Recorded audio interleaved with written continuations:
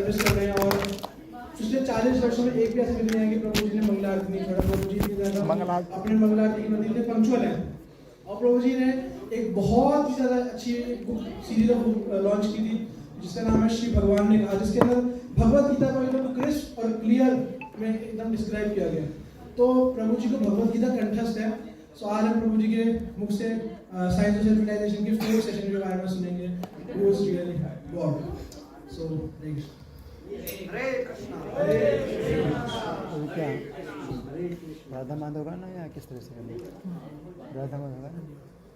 ठीक है। हरे कृष्णा, बहुत बहुत धन्यवाद। तो राधा माधव गाएंगे।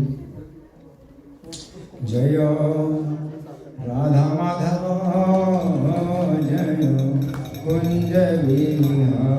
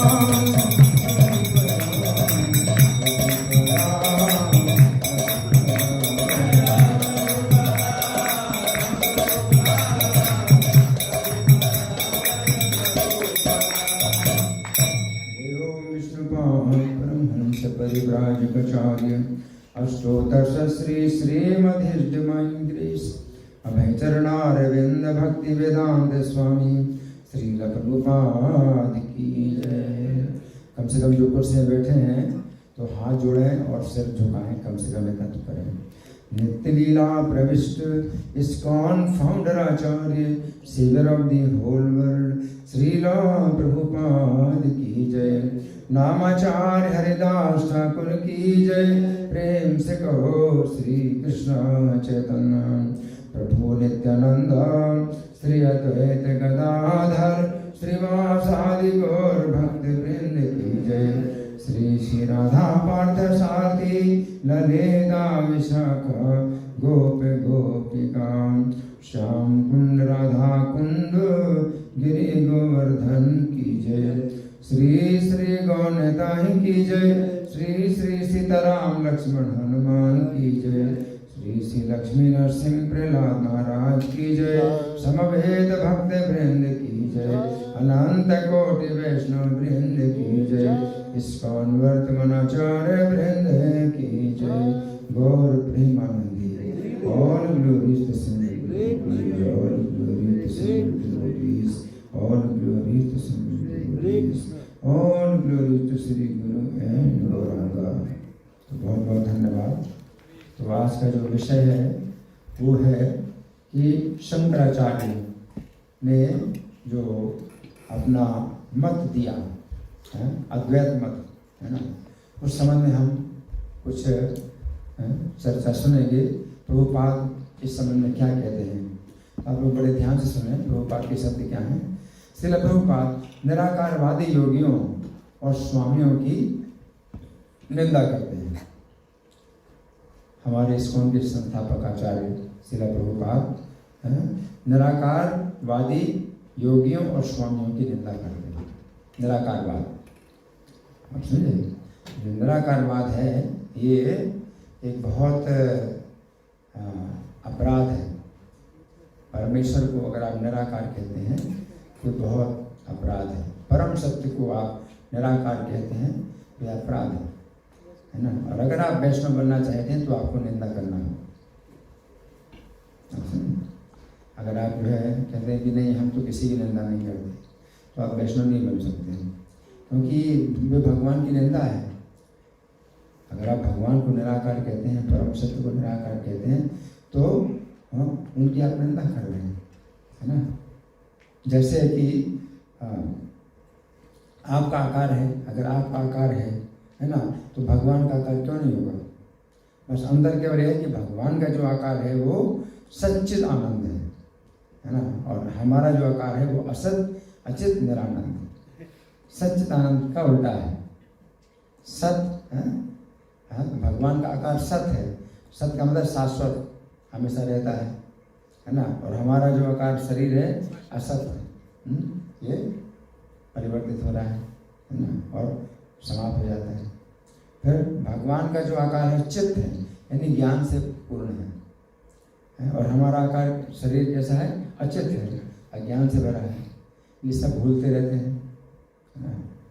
फिर भगवान का आकार है आनंदमय है ना। उनके शरीर में हर प्रकार का सुख से निर्मित है। और हमारा आकार शरीर कैसा है, निरानंद, इसमें कई कष्ट, शरीर में कई प्रकार के कष्ट। यह आकार भगवान का आकार है। इसलिए निराकारवादियों की जो है प्रभुपाद क्या करते हैं, निंदा करते हैं, है ना। आगे ऐसे योगी अथवा स्वामी शंकराचार्य के नाम मात्र के अनुयायी। और शंकराचार्य के अनुयायी कहते हैं अपने को कि हम शंकराचार्य के अनुयायी हैं। तो शंकराचार्य ने निराकारवाद की स्थापना की, तो हम भी निराकारवादी हैं, हम शंकराचार्य के अनुयायी। प्रभुपाद कहते हैं नाम मात्र के अनुयायी हैं, केवल नाम मात्र के अनुयायी हैं, सच्चे अनुयायी नहीं। क्यों, सुनिए क्यों। शंकराचार्य द्वारा भगवद गीता ध्यान पर प्रस्तुत कई टीका में श्रील प्रभुपाद कहते हैं कि बुद्धिमानों को जहाँ भय होता है वहाँ मूर्ख नेता बनते। क्या भगवद गीता पर शंकराचार्य ने ध्यान का जो है एक विशेष वर्णन दिया है कि भगवद गीता का कितना आदर, शंकराचार्य के मन में भगवद गीता के प्रति कितना आदर है, जो भगवान कृष्ण के मुख से निकली। मान लो शंकराचार्य ने निराकारवाद की स्थापना की, मान लो, लेकिन जो भगवद गीता है जो भगवान कृष्ण से निकली है, उसका उन्होंने कितना आदर किया, उसको भी तो समझो।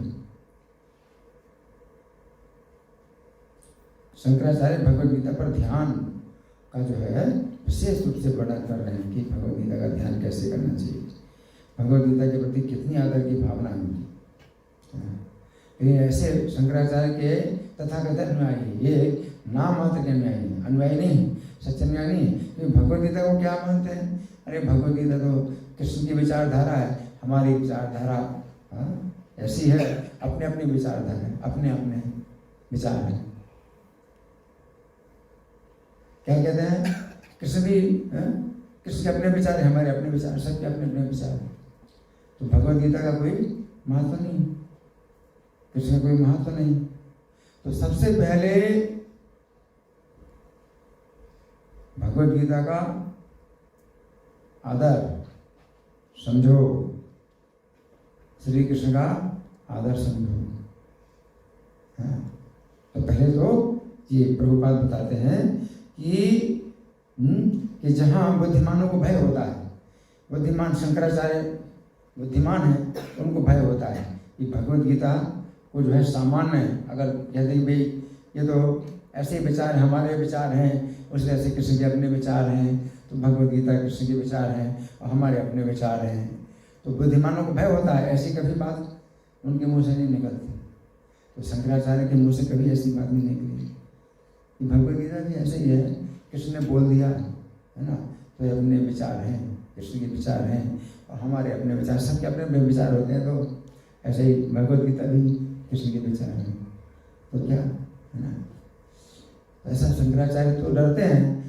मूर्खों को मूर्ख लोग नेता बनते हैं, मूर्ख लोग नेता बनते हैं। वो जो है मतलब बड़े धड़ल्ले से बोलते हैं कि हाँ ठीक है, आपके अपने विचार हैं, भगवद गीता के अपने विचार हैं, सबके अपने अपने विचार होते हैं, सिर्फ भगवद गीता के विचार। तो मूर्ख लोग नेता बनते हैं, ऐसे नेता हैं। प्रभुपाद क्या बताते हैं? जहाँ सबसे बड़े निराकारवादियों के नेता शंकराचार्य हैं, ठीक है, सबसे बड़े निराकारवादी शंकराचार्य श्री कृष्ण और उनके ग्रंथ भगवद गीता का यथोचित सम्मान करते हैं, वहीं मूर्ख कहते हैं हमें पुरुषोत्तम भगवान श्री कृष्ण के साक्षात शरणागत होने की आवश्यकता नहीं है। शंकराचार्य यद्यपि निराकारवादी हैं और सबसे बड़े निराकारवादी हैं, लेकिन तो भी भगवद गीता का कितना सम्मान करते हैं, कितना सम्मान करते हैं, और श्री कृष्ण का कितना सम्मान करते हैं। वहाँ मूर्ख लोग जो है उन्हीं के अनुयायी क्या कहते हैं कि श्री कृष्ण के शरणागत होने की जरूरत नहीं है, हमको श्री कृष्ण की शरण लेने की जरूरत। जबकि शंकराचार्य कृष्ण की शरण लेते हैं, भगवद गीता की शरण लेते हैं।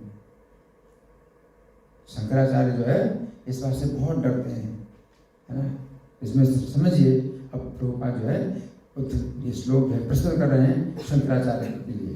क्या भगवद गीता के लिए कितनी वंदना शंकराचार्य कर रहे हैं। भगवद गीता को माता बोल रहे हैं, अम्ब, हे माता। भगवद गीता क्या है? हमारी माता है। भगवद गीता हमारी माता है ना। और किस प्रकार की माता है? ओम पार्थाय प्रबोधिताम भगवता नारायणेन स्वयं। ये पार्थ को समझाई गई है भगवद गीता, और किनके द्वारा?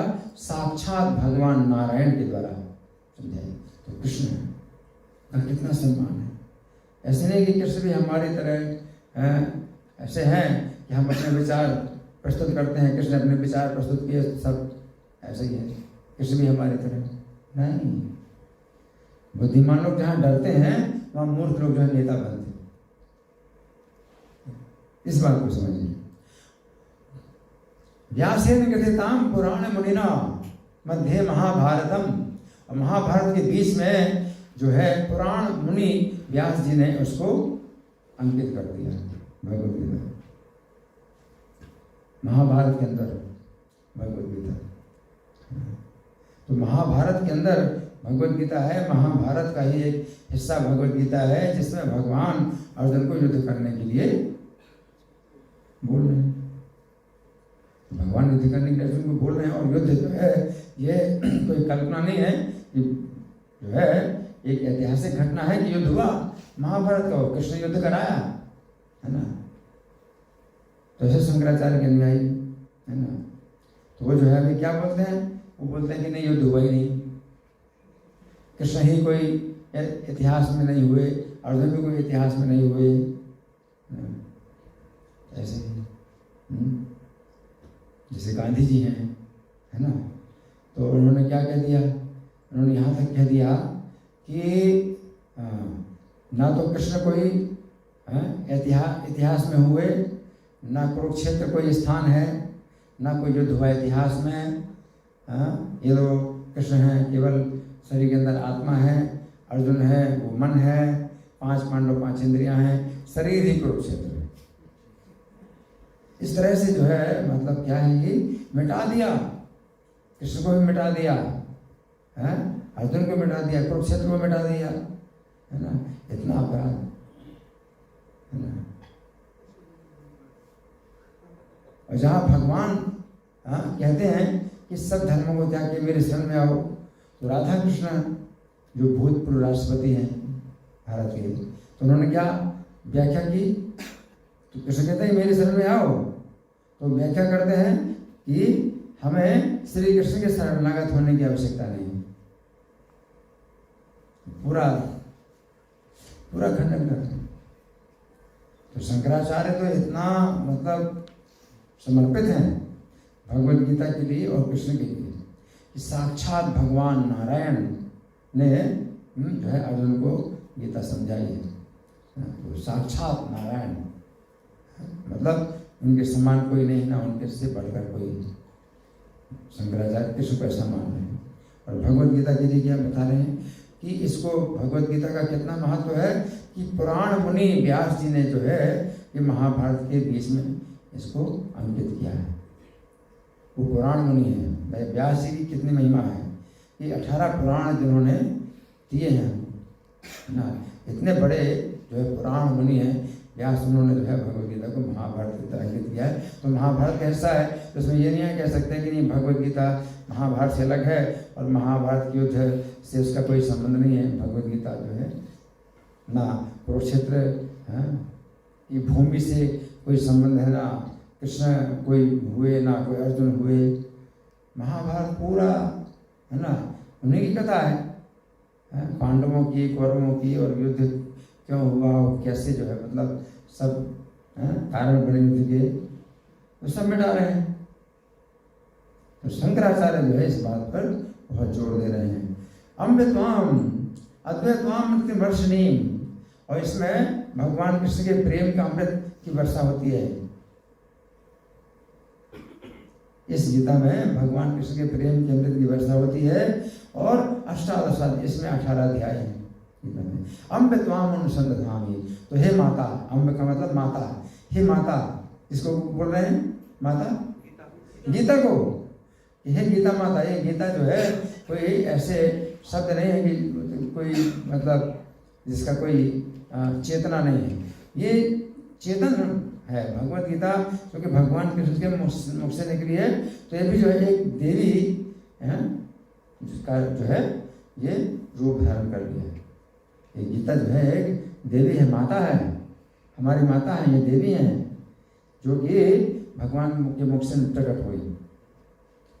सामान्य शब्द आप बोलते हैं तो उनका कुछ भी अर्थ नहीं होता है, और जो है निकल गए और चले गए, कुछ है वो उनका अस्तित्व नहीं होता। भगवान कृष्ण के मुख से निकली भगवद गीता, तो ये जो है हमारी माता के रूप में है। अम्ब त्वाम अनुसंधामी भगवद गीते भवदोषिणी, तो हे माता तुम जो है हम अपने बच्चे, हम तुम्हारे बच्चे हैं, और हम बच्चे जो है भव रोग से ग्रसित हैं। तो माता तुम जो है उस रोग से द्वेष करने वाली है। तो माता क्या करती है, अपने बच्चे को जो बीमारी होती है उससे द्वेष करती है, तभी तो माता है। माता का एक गुण है कि बच्चे की बीमारी, कोई भी बीमारी हो तो उससे द्वेष करती है, बीमारी को दूर करती है, मिटाती है, खत्म करती है। माता असली माता वही है। भगवद गीता हमारी असली माता है। तो हम जो है संसार में भव रोग से ग्रसित हैं, हम बच्चे हैं, बच्चे को पता भी नहीं होता कि कौन बीमारी क्यों आ गई, कैसी बीमारी है, क्या बीमारी है, बच्चा नहीं जानता बीमारी को, अपनी बीमारी को। हम अपनी बीमारी नहीं जानते, लेकिन माता जो है बच्चे की बीमारी को जानती है और बच्चे की बीमारी से द्वेष करती है। तो अगर आप भगवद गीता के संपर्क में रहेंगे हमेशा, तो ये जो है आपकी बीमारी को नष्ट करेगी। भगवद गीता एक ऐसी चीज़ है एक माता है? जैसे ही बच्चा माता की गोद में आता है तो माता तुरंत जो है बच्चे की बीमारी से द्वेष करने लगती है? इसकी कैसे बीमारी दूर हो, नष्ट कर, तो बीमारी नष्ट करती है। तो भगवद गीता जो है, जितना आप जो है भगवद गीता का अध्ययन करते हैं, भगवद गीता को सुनते हैं, पाठ करते हैं, तो आपकी भवरों की जो बीमारी है वो नष्ट करती है, क्योंकि माता है, ये बीमारी को नष्ट करेगी अपने बच्चों की। तो शंकराचार्य इस प्रकार से भगवद गीता का आदर कर रहे हैं। तो पहला बिंदु ये है ना। फिर क्या कहते हैं कि व्यास जी को नमस्कार कर रहे हैं, व्यास जी को नमस्कार कर रहे हैं, क्योंकि उन्होंने क्या है कि ये महाभारत में भगवद गीता का जो है, जो आपने अंकित किया है भगवद गीता को महाभारत के बीच में, आपकी कितनी विशाल बुद्धि है। नमोस्तुते व्यास विशाल बुद्धे, कि हे व्यास देव आपकी बुद्धि बहुत विशाल है। फुल्लारविंदायत पत्र नेत्र, आपके नेत्र भी जो है खिले हुए कमल के पत्तों के समान चौड़े नेत्र हैं। ये ने त्वया भारत तैल पूर्णा प्रज्वालितो ज्ञानमया प्रदीपा, कि जो महाभारत जो है एक बहुत बड़ा जो ग्रंथ आपने लिखा है, तो इसका कारण क्या था? महाभारत लिखने का कारण क्या था? कि आपको भगवद गीता का विशेष रूप से जो है ज्योति इसमें जलानी है। भगवद गीता ज्योति है। तो पहले ये सब लाइट तो नहीं होती थी। रात भर अगर आपको जो है अगर प्रकाश करना है, रात भर के लिए अगर आपको प्रकाश करना है,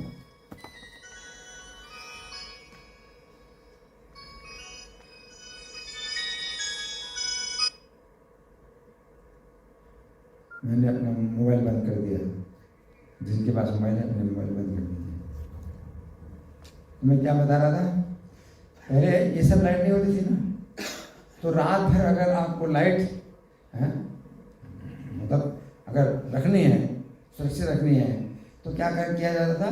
एक बहुत बड़ा बर्तन जिसमें कि तेल से भरा हुआ बर्तन आपको जो है रखना होता था, और उसमें जो है बीच में बत्ती में जो है लगाते, जिसमें कि आप जो है जलाते उसको।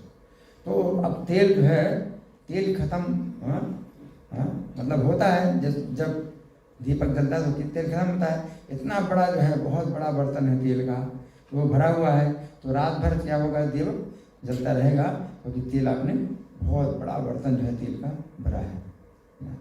तो दिया जो ज्योति है वो तो थोड़ी सी होती है, और तेल की मात्रा बहुत ज़्यादा होती है ना।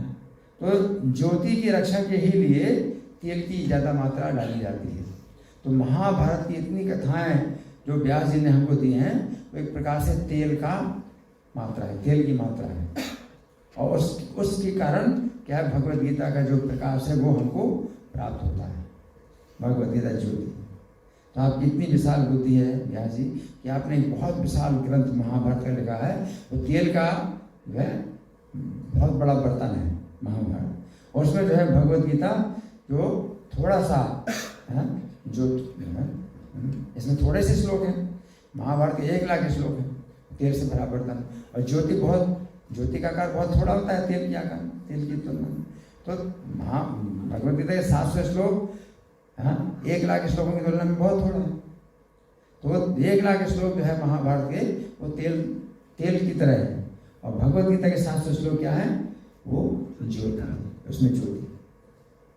तो कितना अच्छा शंकराचार्य ने व्यास जी की प्रशंसा की है कि व्यास जी आप इतने विशाल बुद्धि वाले हैं, आपने बहुत विशाल तेल का पात्र बनाया, जिसमें कि गीता का जो है आपने जो ज्ञान है उसमें ज्योति की तरह आपने जो है जलाया है ना। और वो जो है इसीलिए जलता है क्योंकि तेल की मात्रा बहुत ज़्यादा है। तो शंकराचार्य जी इस तरह से व्यास जी की प्रशंसा कर रहे हैं। नमो तुते व्यास विशाल बुद्धि, ये न तो यहाँ भारत तैल पूर्ण प्रज्वालित हो ज्ञान मया प्रदीपा, है ना। अब प्रभुपाद जो है लिख रहे हैं कि श्रीपाद शंकराचार्य वैसे तो निराकारवादी थे, तो हम तो निराकारवाद के विरोधी हैं। तो शंकराचार्य ने जो कार्य किया निराकारवाद को जो फैलाया, तो वो हमारे पक्ष में नहीं, लेकिन तो भी शंकराचार्य की आदर की भावना भगवत गीता में और भगवान कृष्ण के प्रति जो है उसको तो समझो, है ना। तो प्रभुपाद बताते हैं कि भौतिक दृष्टिकोण से निराकारवादी थे, परंतु उन्होंने सच्चिदानंद विग्रह के नाम से संबोधित किए जाने वाले स्वरूप को कदापि अस्वीकार नहीं किया कि नारायण जो है भगवान साक्षात नारायण है, श्री कृष्ण जो गीता को देने वाले। तो कृष्ण का जो शरीर कैसा है, सच्चिद आनंद विग्रह है ना। तो निराकार परम सत्य निराकार कह रहे हैं कि भगवान कृष्ण को क्या बोल रहे हैं, उनका शरीर कैसा है, सच्चिदानंद विग्रह है ना। ज्ञान का वो नित्य और आनंदमय स्वरूप जो भौतिक सृष्टि के पहले से वर्तमान था। जब श्री शंकर ने परम ब्रह्म को निराकार कहा तो उनका अर्थ था कि भगवान के सच्चिदानंद स्वरूप में और साकारता की भौतिक धारणा के बीच में कोई भ्रांति उत्पन्न ना हो। अब यहाँ प्रभुपाद क्या बता रहे हैं कि जो परम सत्य को शंकराचार्य ने निराकार कहा उसके पीछे क्या कारण है कि भगवान जो है अगर निराकार कहा, परम सत्य निराकार है, इसका मतलब यह है कि उनका आकार हमारे जैसा भौतिक आकार नहीं है, यानी असत अचित निरानंद। भगवान का जो आकार है वो असत अचित निराकार वो नहीं है, उस प्रकार का आकार नहीं है। उनका आकार जो है सच्चिदानंद आकार है। तो अगर इस तरह से शंकराचार्य कहते हैं तो वेदों में भी इसी प्रकार से वर्णन है। वेदों में भी जो है परम सत्य को निर्गुण, निष्क्रिय, निराकार और ब्रह्म कहा गया है, 4 शब्दों से। अब ये शंकराचार्य वास्तव में तत्व से कौन है, आप लोग कोई बता सकते हैं? शंकराचार्य किसके अवतार हैं? तत्व से क्या कौन है वो? शिव जी हैं। और देखो ये किसी ने नहीं सोचा था कि आज शंकराचार्य की चर्चा के लिए जो है ये जो मतलब हमारा ये जो टॉपिक बना है तो इसमें अब बहुत बड़ा योग बन रहा है कि आज शिवरात्रि है। आज शिवरात्रि भी अरे वो तो शिव जी की चर्चा हो रही है हमारे वैष्णव कैलेंडर में आज शिवरात्रि है। तो शिवरात्रि का हम उपवास नहीं करते, शिवरात्रि हम कोई मनाते नहीं, लेकिन शिव जी की चर्चा एक वैष्णव के रूप में हम करते हैं, निराकारवादी के रूप में नहीं करते। तो शंकराचार्य प्रभुपाद कहते हैं शंकराचार्य निराकारवादी नहीं है। अगर उन्होंने परम सत्य को निराकार कहा तो उसके पीछे भी कुछ उनका अपना एक गुप्त कारण है ना। तो पद्म पुराण में वर्णन आता है कि शिव जी ने एक बार तपस्या की और भगवान विष्णु उनके सामने प्रकट हुए और कहा कि आप वर मांगिए। तो शिव जी ने कहा कि प्रभु मैं आपका एक ऐसा रूप देखना चाहता हूँ जिसको वेदों ने निराकार और निर्गुण और निष्क्रिय और ब्रह्म कहा है। शिव जी ने कहा कि हे प्रभु मैं आपका एक ऐसा रूप देखना चाहता हूँ जिसको वेदों ने निराकार कहा है, निर्गुण कहा है, निष्क्रिय कहा है और ब्रह्म कहा है। अब अगर वो निराकार है तो फिर हम देखेंगे कैसे? मैं देखना चाहता हूँ, वेदों ने निराकार कहा है, क्यों कहा है उसका कुछ कारण होगा, निराकार थोड़ी हो। तो शिव जी कहते हैं मैं आपका ऐसे रूप देखना चाहता हूँ जिसको वेदों ने निराकार कहा है, निर्गुण कहा है, निष्क्रिय कहा है और ब्रह्म कहा है। तो भगवान विष्णु बोले मैं समझ गया, आप मेरा कौन सा रूप देखना चाहते हैं? आप मेरा उस रूप को जो है देखना चाहते हैं तो आप यमुना के पश्चिम तट पर जाइए, आपको मेरा वो रूप दिखाई पड़ेगा।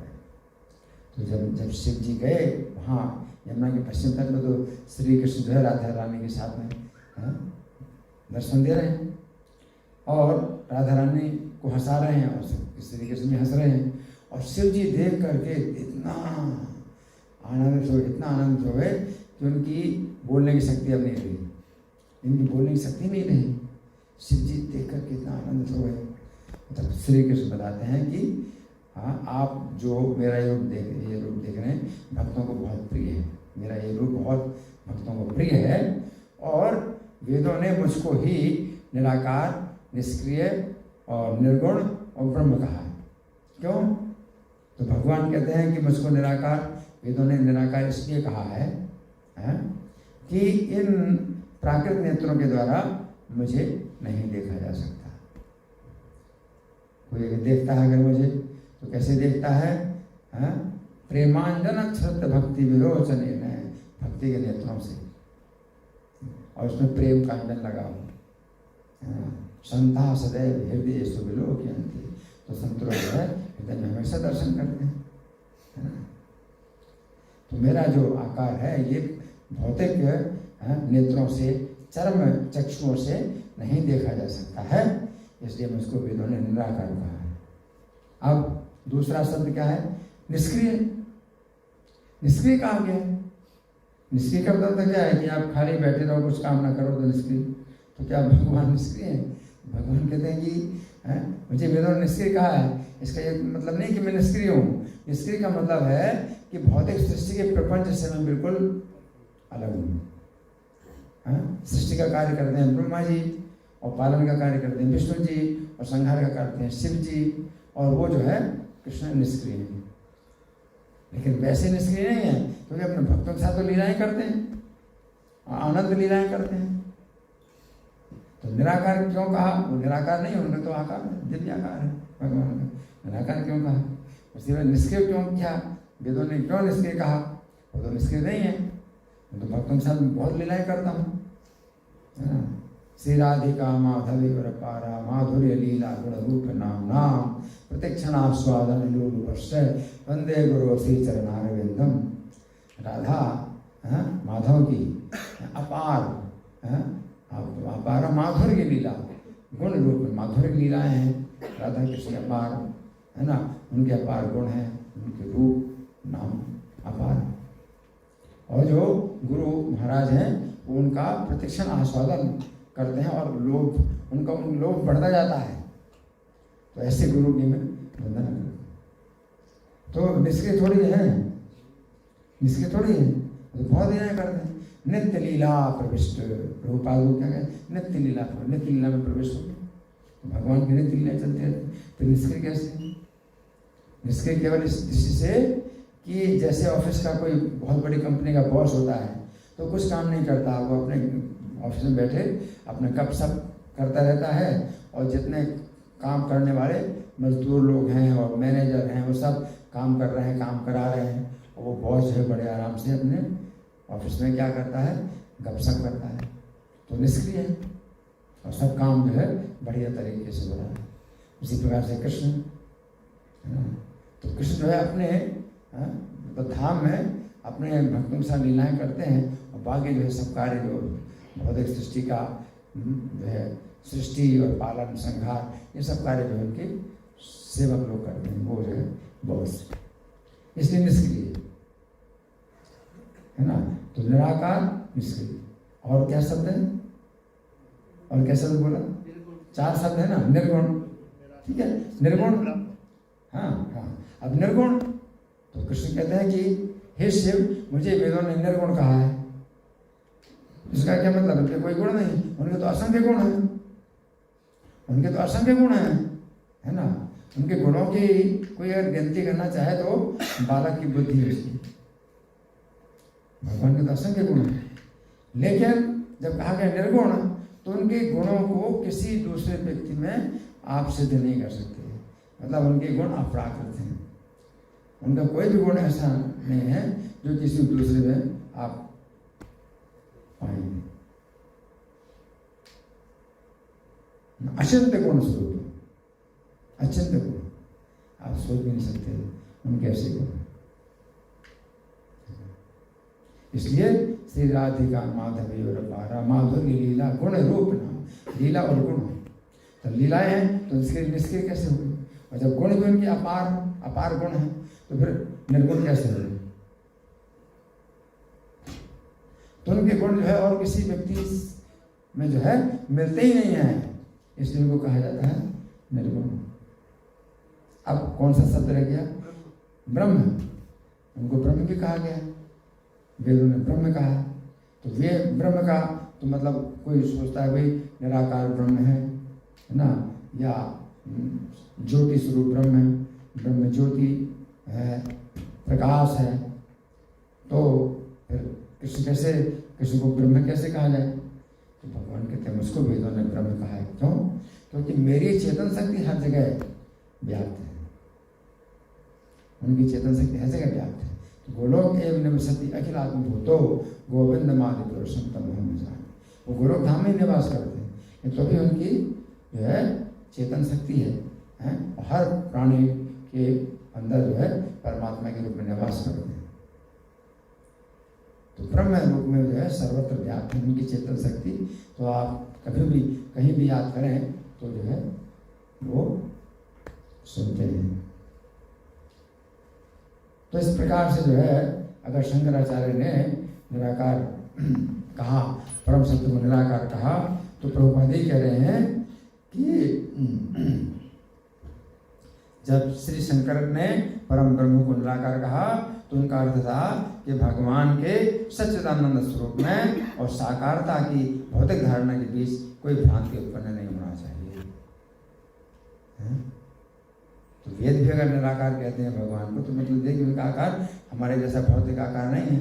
और शंकराचार्य भी अगर निराकार कहते हैं परम सत्य को, मतलब यही है कि भाई उनके आकार को वैसे मत मानो कि उनका भी आकार से है ना।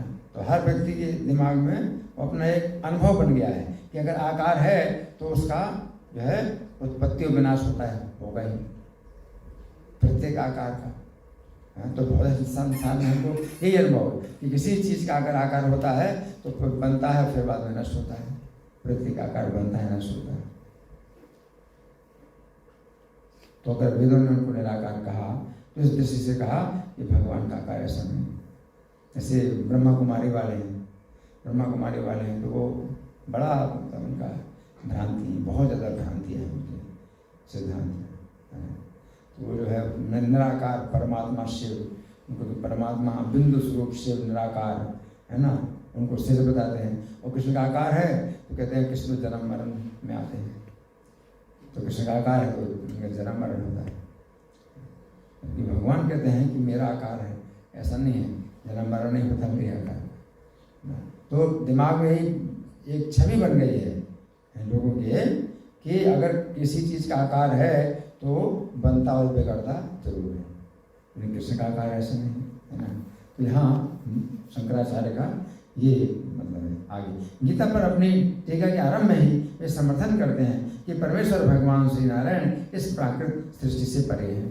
तो प्रारंभ गीता की व्याख्या प्रारंभ में नारायण परो व्यक्ता, शंकराचार्य जो है स्पष्ट घोषणा करते हैं कि भगवान नारायण जो है इस सृष्टि से परे है। कि सृष्टि बनती है और बिगड़ती है, बनती है नष्ट होती है, लेकिन भगवान नारायण जो है उस सृष्टि से परे है। उनका आकार ना बनता है ना नष्ट होता है। तो शंकराचार्य ने पहले से ही इस बात को घोषित कर दिया है ना।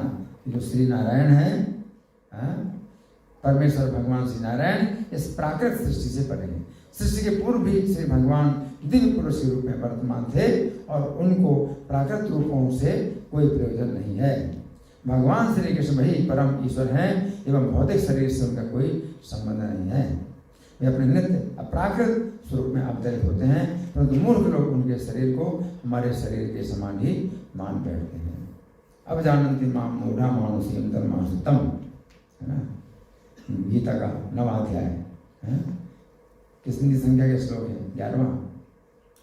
अब जानती माम परम भाव मोघा सामोह कर्म, 11वां श्लोक है, 9वें अध्याय का 11वां श्लोक है ना।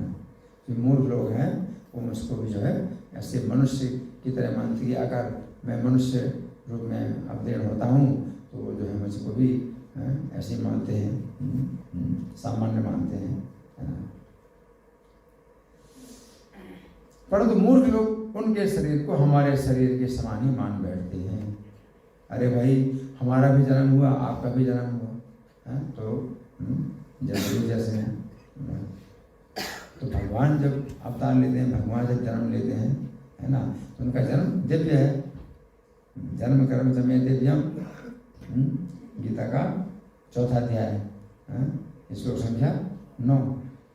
जन्म कर्म समय दिव्य एवं जो व्यक्ति तत्वता जो तत्व से जान लेगा त्यक्त्वा देहम पुनर्जन्म नैति माम एति, तो देह त्यागने के बाद पुनर्जन्म नहीं प्राप्त करेगा, मेरे धाम में आएंगे। इतनी बड़ी बात भगवान के जन्म प्रबंध में है। शंकराचार्य जो है इस बात को जो है अच्छी तरह से समझते हैं। श्री शंकराचार्य द्वारा निराकारवाद का प्रचार विशेषकर उन मूर्ख व्यक्तियों को शिक्षा देने के लिए जो श्री कृष्ण को पदार्थ से बना हुआ एक साधारण मनुष्य मानते हैं, है ना। अब देखिए श्री कृष्ण की स्तुति में शंकराचार्य एक श्लोक क्या बोल रहे हैं, है ना, ठीक है ना। तो इसलिए शंकराचार्य मतलब अंदर से बहुत बड़े भक्त हैं। अगर ऊपर से वो निराकारवाद का विचार कर भी रहे हैं, है ना, अंदर से कितने बड़े भक्त हैं।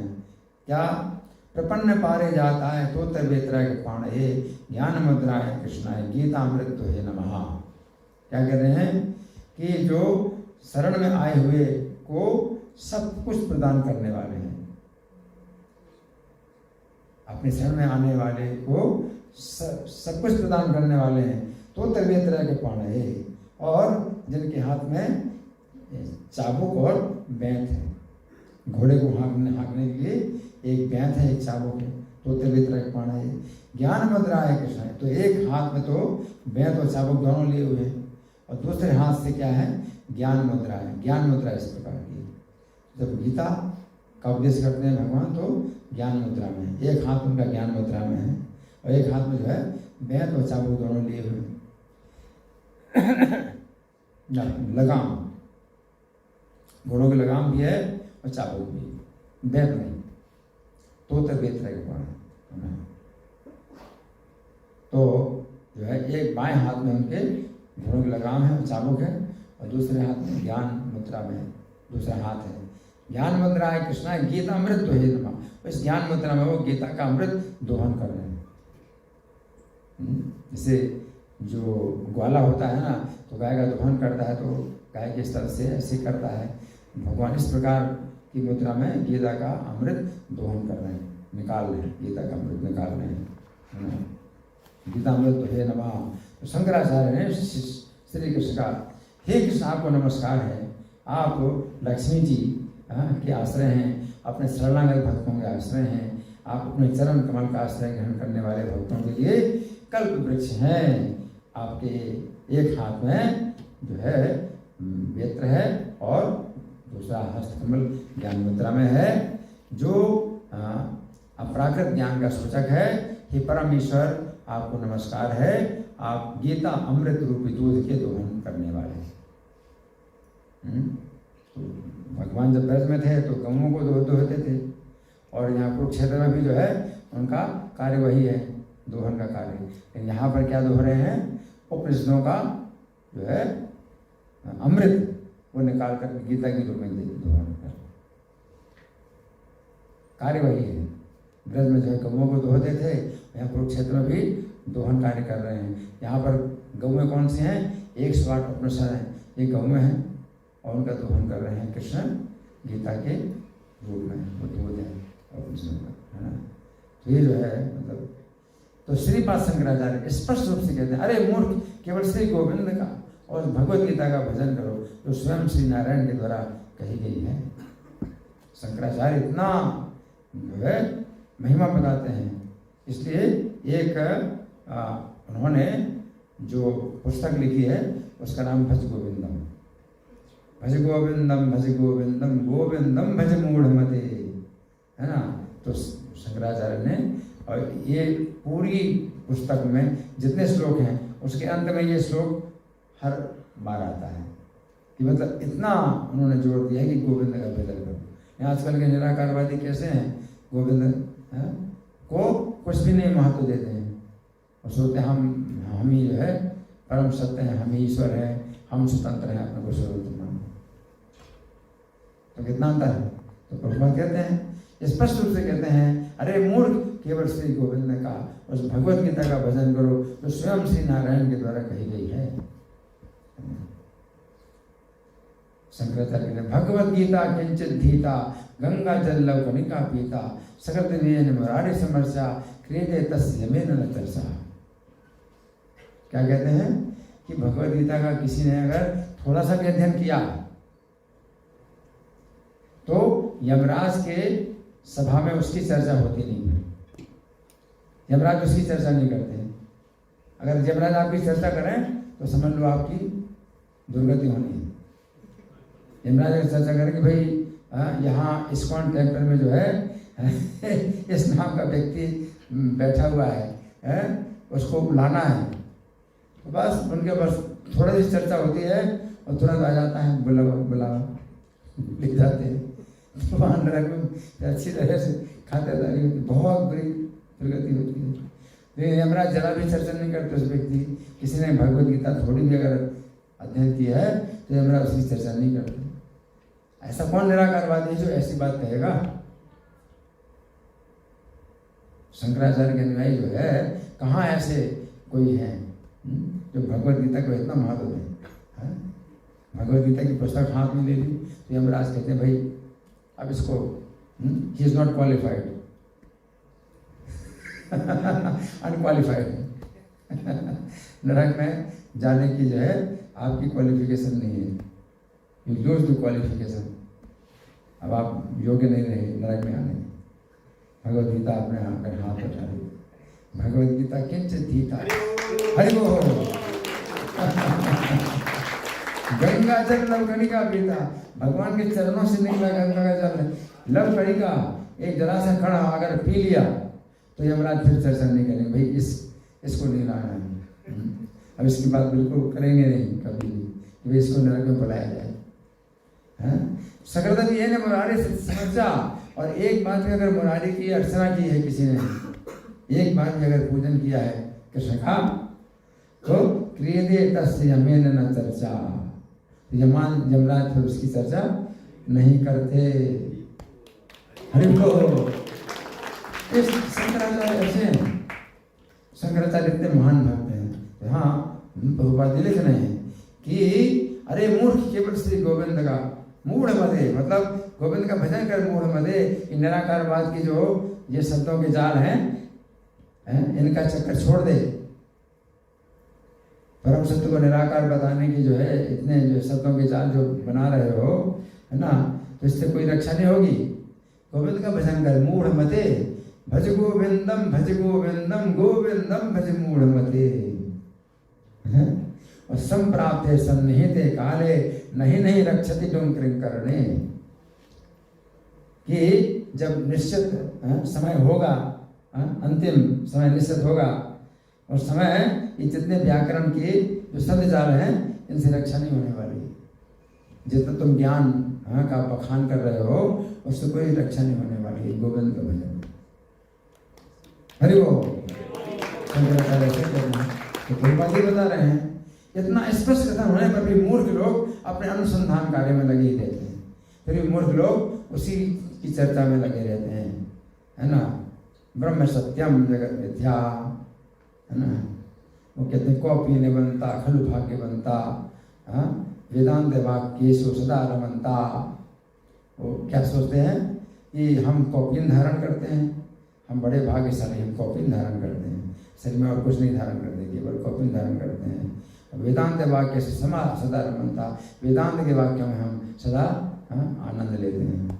तो वेदांत के वाक्यों में क्या रक्षा होगी? गोविंद के भजन से जो रक्षा होगी, वेदांत के वाक्यों से वो रक्षा नहीं होने वाली। तो वेदांत के वाक्यों का जो है उल्टा सीधा अर्थ निकाल रहे हो, उससे रक्षा नहीं होने वाली। तो शंकराचार्य कहते हैं फलस्वरूप दुखी हैं और अपना समय व्यर्थ ही नष्ट कर रहे हैं। श्री नारायण कभी भी ना दुखी हैं ना दरिद्र हैं। उनकी तो पूजा धन और सौभाग्य की देवी लक्ष्मी जी और सभी जीवों के द्वारा की जाती है। इसलिए निराकारवादी एक दरिद्र नारायण की भी कल्पना करते हैं।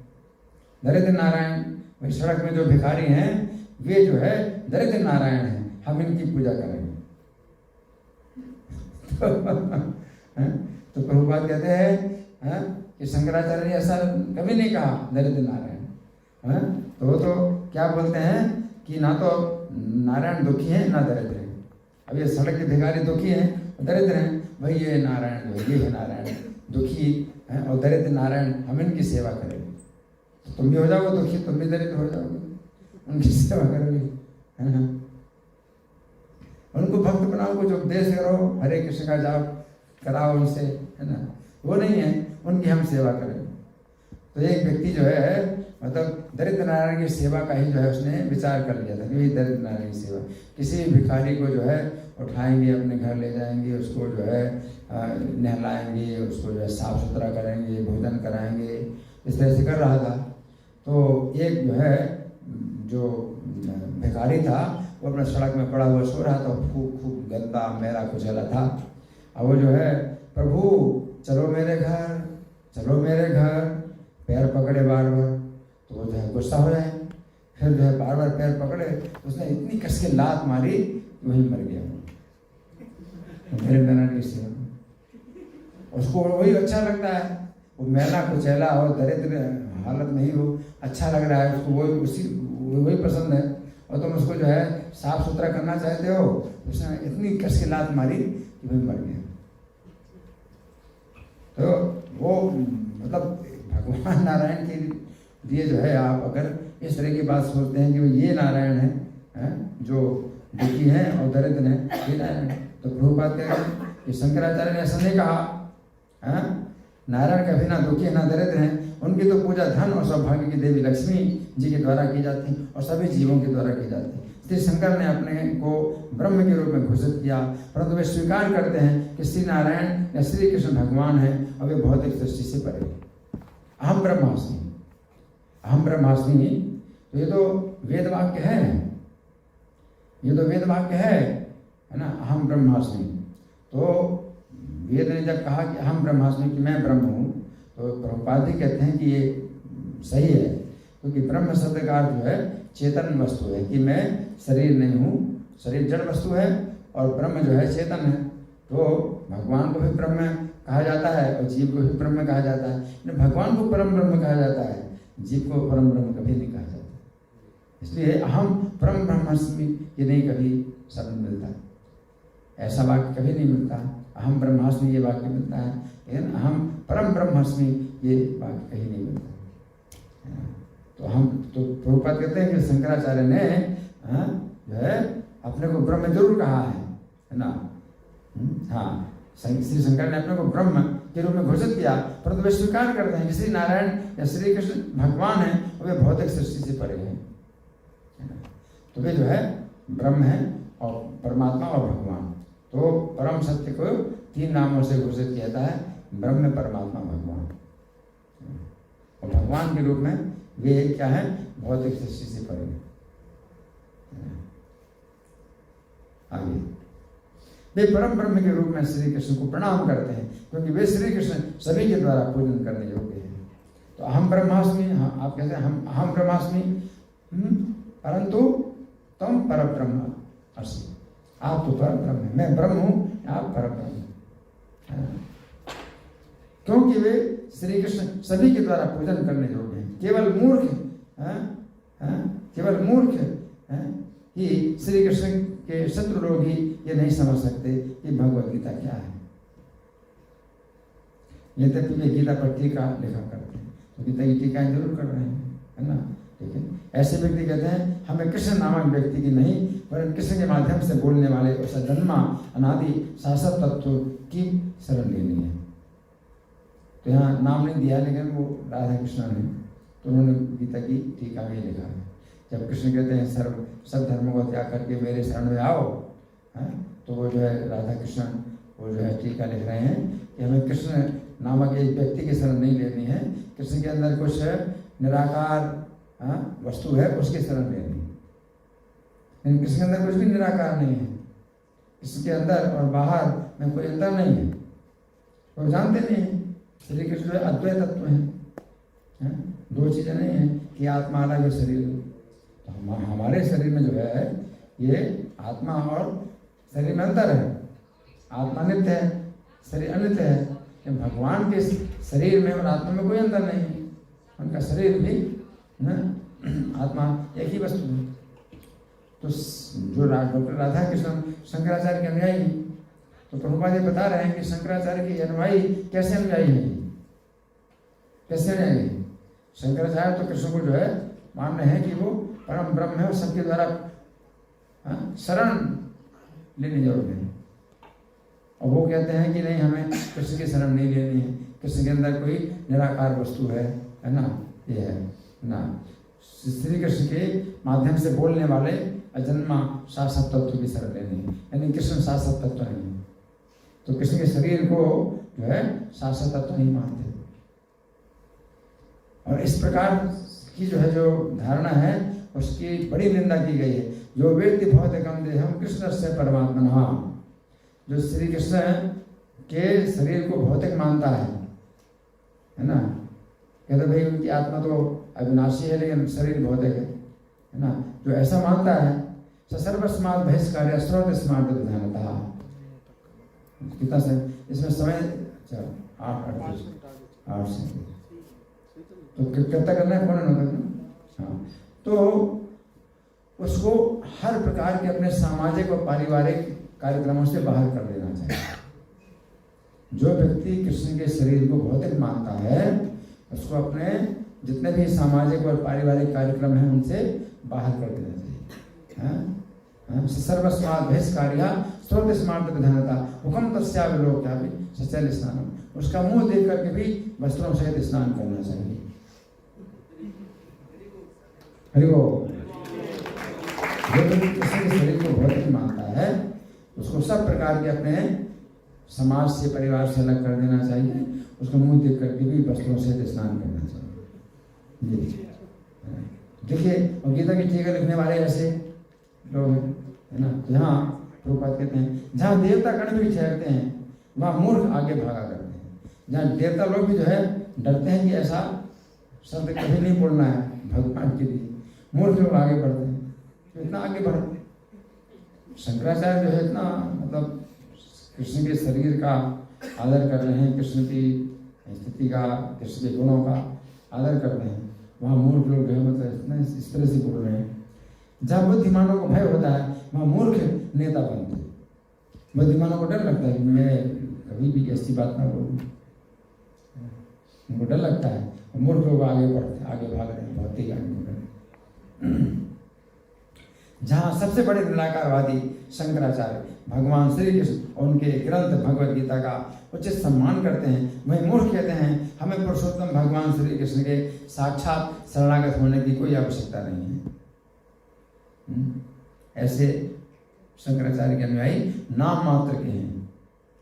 ज्ञान के प्रकाश से विहीन ऐसे व्यक्ति नहीं जानते कि भगवान श्री कृष्ण अद्वय हैं। अद्वय का मतलब है कि अंदर बाहर दो नहीं है।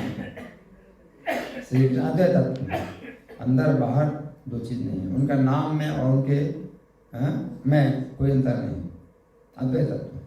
अब जैसे पानी है तो पानी का नाम और पानी वस्तु में बहुत अंतर है। आप पानी पानी कहने से आपको प्यास नहीं बुझेगी, आपको पानी पीना पड़ेगा।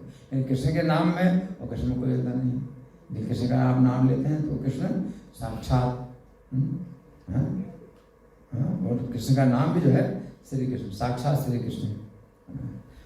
उनके भीतर बाहर में कुछ भी अंतर नहीं है। भीतर और बाहर में अंतर का अनुभव इस द्वैत भौतिक जगत में होता है। अद्वैत जगत में इस प्रकार का कोई अंतर नहीं है, क्योंकि अद्वैत भगवान की प्रत्येक वस्तु अप्राकृत है और भगवान श्री नारायण या भगवान श्री कृष्ण उसी अद्वैत जगत के हैं। अद्वैत जगत का व्यक्तित्व यथार्थ है, वहाँ शरीर और आत्मा में कोई भी अंतर नहीं है। तो इस तरह से इसमें जो चर्चा हुई है, तो हमने कुछ चर्चा की है आप लोगों के साथ में। और अभी हमारे पास में कितना समय है? 5 मिनट 10 मिनट क्वेश्चन आंसर। तो क्वेश्चन आंसर आप लोगों की ओर से कोई प्रश्न है, कोई चर्चा है, या मैं प्रश्न? हरे कृष्ण प्रभु जी।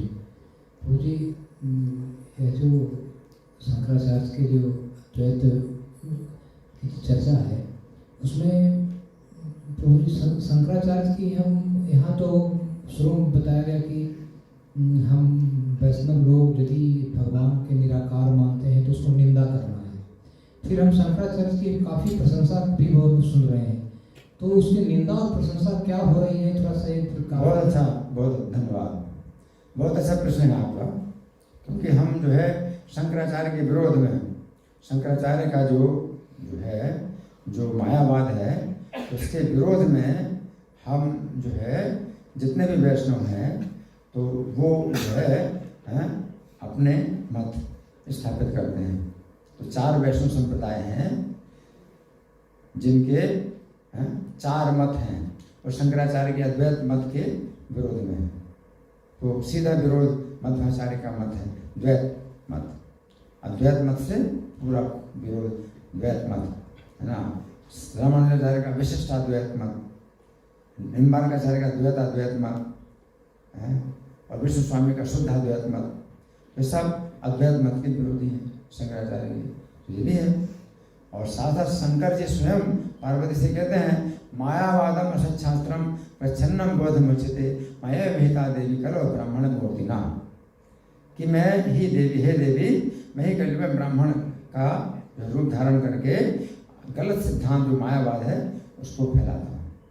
तो यहाँ प्रभुपाद ये बता रहे हैं कि शंकराचार्य ने जो निराकारवाद की स्थापना की, तो देखने में तो लगता है कि ये निराकारवाद बता रहे हैं, लेकिन अंदर ही अंदर जो है वो उनके अंदर क्या है कि वो उस प्रकार से भी मतलब बोल रहे हैं कि अगर आप गहराई में जाओ तो उनके कहने का अर्थ उस तरह का। उसी प्रकार से जैसे युधिष्ठिर महाराज को श्री कृष्ण ने कहा कि आप बोल दो कि अश्वत्थामा मारा गया, तो द्रोणाचार्य जो है अपने दिव्यास्त्रों का प्रयोग कर रहे थे पांडव सेना पर, तो उनका बहुत बड़ा अन्याय हो रहा था। दिव्यास्त्रों का प्रयोग जो है उनके ऊपर नहीं करना चाहिए जो दिव्यास्त्र को नहीं जानता। जब कोई बहुत ज़्यादा मतलब संकट ना हो तो दिव्यास्त्र का प्रयोग नहीं करना चाहिए। तो दिव्यास्त्रों का प्रयोग कर रहे थे पांडव सेना का विनाश करने में। तो भगवान बोलते हैं कि ऐसे में आप जो है युधिष्ठिर से बोलते हैं कि आपकी बातों का विश्वास करेंगे कि अगर आप बोल दोगे कि आपका पुत्र मारा गया तो युद्ध बंद कर दें। तो आप बोल दो कि द्रोणाचार्य से कि आपका पुत्र अश्वत्थामा मारा गया। तो युधिष्ठिर जो है फिर भी झूठ नहीं बोलना चाहते थे, तो उन्होंने जो है कहा आपका पुत्र मारा गया। या अंदर से क्या बोले कि मनुष्य नहीं हाथी, अश्वत्थामा नाम का हाथी मारा। तो उस तरह से अपनी बात को भी जो है मतलब इस तरह कर दिया कि भाई मैंने झूठ नहीं बोला। तो इस प्रकार शंकराचार्य जो है मतलब निराकारवाद की स्थापना तो कर रहे हैं, अगर अंदर देखो गहराई से अगर जाओ तो वो जो है उनका भाव यही है, ठीक है ना। तो इस तरह से है कि इसलिए हम निराकारवाद का खंडन करते हैं, निराकारवाद का हम खंडन करते हैं। और शंकराचार्य स्वयं भी जो है मतलब इस बात को जानते हैं, इसलिए उन्होंने तरह से शब्दों का जाल बनाया। तो ऐसे देखने में लगता है कि वे निराकारवाद की स्थापना कर रहे हैं। अंदर ही अंदर अगर आप गहराई में जाएं तो वो जो है कृष्ण का ही जो है वास्तव में वो मतलब कर रहे हैं, कृष्ण का ही जो है गुणगान कर रहे हैं, है ना। हाँ, तो उसमें तो स्पर्श का भज गोविंद का भजन करो। अपनी माता को भी, माता का त्याग कर दिया था और उस समय 5 वर्ष की अवस्था में संन्यास ले लिया उन्होंने, है ना। माता का त्याग कर दिया। फिर माता ने कहा कि बेटा तुम मेरा त्याग करो, मेरी कौन रक्षा करेगा। तो बोले माता तुम जब भी याद करोगी तो मैं आ जाऊँगा तुम्हारे पास, मैं जहाँ भी हूँ मैं आ जाऊँगा। तो फिर जो है अंतकाल में जो है वो माता के पास आए और माता को जो है बेटा अब तुम मुझे बताओ कि मेरी कैसी गति होगी और तुम्हें मेरी गति को अब जो सुधारो। तो शंकराचार्य ने जो है फिर माता को भी जो है भगवान विष्णु की जो है जो रूप है उनके जो है गुण हैं उनका वर्णन किया और वैकुंठ में भेज दिया।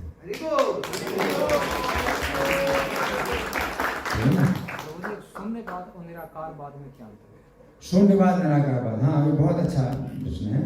वास्तव में तो बौद्ध मत जो है शून्यवाद है, बौद्ध मत शून्यवाद है। तो भगवान बुद्ध ने शून्यवाद की स्थापना की, है ना। अब वो भी एक गलत सिद्धांत है।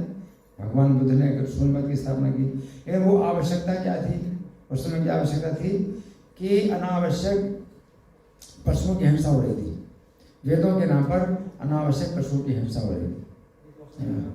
तो हिंसा को रोकने के लिए भगवान बुद्ध ने जो है वेदों का बहिष्कार कर दिया।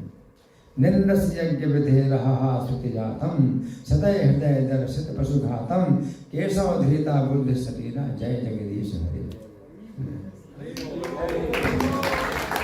तो आपने जो है निंदस्य यज्ञ विधेरहा स्तुति जातम, तो जो वेदों में कहे गए जो यज्ञ हैं उनकी आपने निंदा की, तो वेदों की निंदा की। वे तो भगवान से ही मतलब निकले हैं, लेकिन वेदों में यज्ञ जो बताए गए उनमें अधिकार नहीं है ऐसे लोगों का कि वो सही विधि से मंत्र पाठ करें और पशु को कोई कष्ट ना हो और उसको शरीर दूसरा प्राप्त हो। तो वेदों के जो है आड़ में वो जो है पशुओं की हिंसा कर रहे हैं और पशुओं को जो है इस प्रकार से कष्ट पहुंचा रहे हैं और उनको दूसरा शरीर तो तुरंत मिलता है पशुओं को, तो इसलिए आपने वेदों की निंदा की, है ना। तो इस प्रकार शून्यवाद का मतलब ये होता है कि इस शरीर के छूटने के बाद मतलब कोई दूसरा जन्म नहीं होता न, मतलब सब कुछ शून्य हो जाता है। हमारा जो है मतलब जीवन अगला जीवन है ही नहीं। तो आजकल का जो मतलब शिक्षा है वो भी इसी प्रकार का उपदेश देती है कि भाई इस जीवन के बाद जो है कोई अगला जीवन नहीं है, सब शून्य हो जाता है। तो बस उनका निर्वाण, उनका जो है बौद्ध मत में निर्वाण का जो सुख है वो आप इस जीवन काल में आप प्राप्त कर सकते हो, निर्वाण का सुख। तो भगवान बुद्ध ने जो है ये गलत सिद्धांत उपदेश तो दिया, लेकिन चूंकि उन्होंने फिर ये कहा कि वेदों से जो है ज्ञान की प्राप्ति नहीं होती है, ज्ञान की प्राप्ति मेरे द्वारा होगी। तो भगवान बुद्ध ने सबको अपनी ओर जो है केंद्रित कर लिया, सबका ध्यान अपनी ओर केंद्रित कर लिया। तो भगवान बुद्ध का ही जो है वो एक प्रकार से चिंतन करते हैं, भगवान बुद्ध की पूजा करते हैं, वे ज्ञान के द्वारा ही प्राप्त हो रहा है। तो इससे क्या हुआ कि सबके ध्यान को अपनी तरफ मोड़ दिया। तो भगवान के प्रति जो है अगर उनका ध्यान रहता है कि भाई यही ज्ञान के एकमात्र स्रोत हैं, तो इसी से जो उनको क्या है वैकुंठ की प्राप्ति हो जाए। हरे कृष्ण प्रभु जी, मेरा प्रश्न ये था कि महाशिवरात्रि के दिन महादेव जो है भांग पीते हैं, क्या वो भांग में पीना चाहिए? फिर से बोलो। महाशिवरात्रि के दिन शिव जी जो है भांग पीते हैं, क्या वो भांग हमें पीना चाहिए? अच्छा देखिए, हाँ देखिए ऐसा है कि शिव जी अगर भांग पीते हैं तो श्रीमद् भागवत में सुखदेव गोस्वामी बताते हैं तेजी यथाम दोषाय यथा रुद्रोधयम कि जैसे कि तेजस्वियों को दोष नहीं लगता, जिस प्रकार से यथा रुद्रोधयम विषम कि शिव जी ने जो है समुद्र से उत्पन्न जो विष है उसको पी लिया। तो उन्होंने जो विष पिया है ना, तो अगर आप नकल करते हो तो एक कण भी जो है विष का ले लो,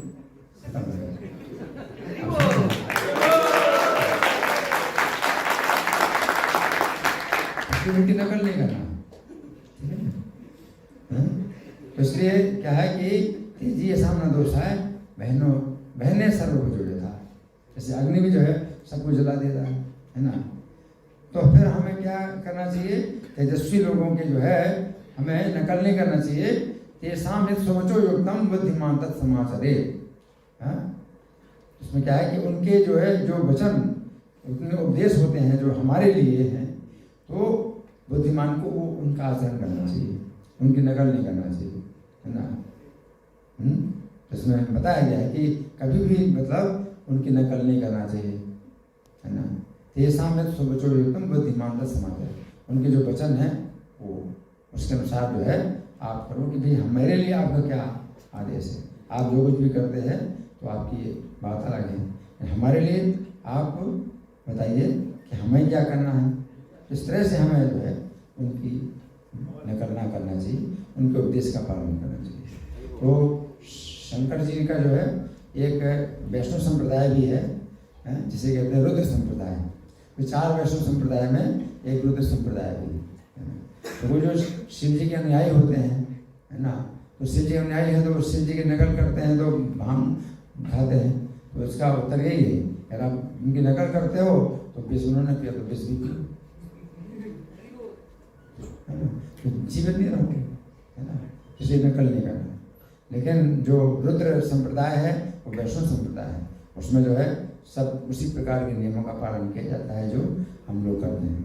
तो उनकी शिक्षा के अनुसार एक संप्रदाय वो है। तो शिव जी के अनुयायी नहीं बनना है, शिव जी के हमें क्या बनना है, शिष्य परंपरा में हमें उनकी शिक्षाओं का पालन करना जी। शास्त्र के अनुसार एक दिन जो खाया हुआ वो 40 दिन के बाद शरीर से बाहर निकल करते हैं तो कहते हैं आज ये चीज नहीं खाना चाहिए और कल व्रत शुरू कर लेता है, क्या वो व्रत पूरी होता है? फिर से बोलो, क्या कह रहे हैं?